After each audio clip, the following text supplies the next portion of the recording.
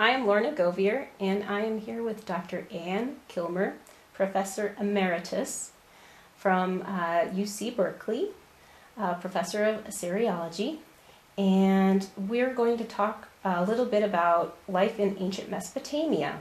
So Ann and I did 4 pieces with her replica of the Silver Lyre. One was called the Hurrian Cult Song, and one was called the Incantation for Baby Quietening. Another, the Flood Narrative from the Gilgamesh Epic, and the 4th, a Sumerian Drinking Song. So Anne, what do these texts tell us about life in ancient Mesopotamia? The Hurrian Cult Song, of course, comes from Ras Shamra, ancient Ugarit, which is right near the Mediterranean coast. So it's not Mesopotamia proper, but the culture is in many ways much the same. It's sort of a more Western version of it. And of course it's all part of the cult and the cultic pantheon that existed not only in ancient Sumer and Akkad, but also among the Hittites and the Hurrians and so forth. And although the Hurrian culture named its gods with its own names, they are almost in many cases exact counterparts to the Babylonian, Mesopotamian Babylonian pantheon. And in this particular case, one of the main gods of those pantheons was the moon god.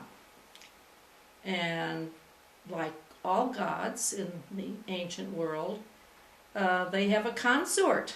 There's never just one. If it's a male, it's got a female. If it's a female, it probably has a male, with the possible exception of the goddess Inanna Ishtar.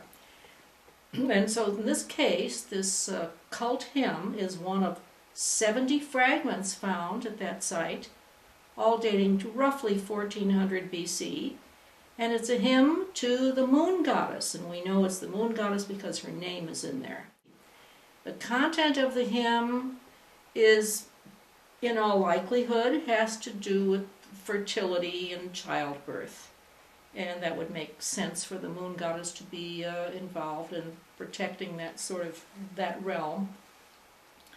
And since our knowledge of Hurrian is imperfect, let me say, we know a lot, but we don't have as large a vocabulary for Hurrian as we do for Akkadian or even for Hittite or Sumerian and so forth. So we believe that it's all about asking for, I don't know what it's asking for, it doesn't specify, they're asking for a easy childbirth, but something of that sort. And so that reflects a typical part of ancient Near Eastern religious culture and beliefs. And we don't know for whom the hymns were written, very possibly not for Mrs. Common Man, but maybe only for the priests and priestesses in the temple. I think we know a lot more about temple activities and what the priests were doing and writing and composing.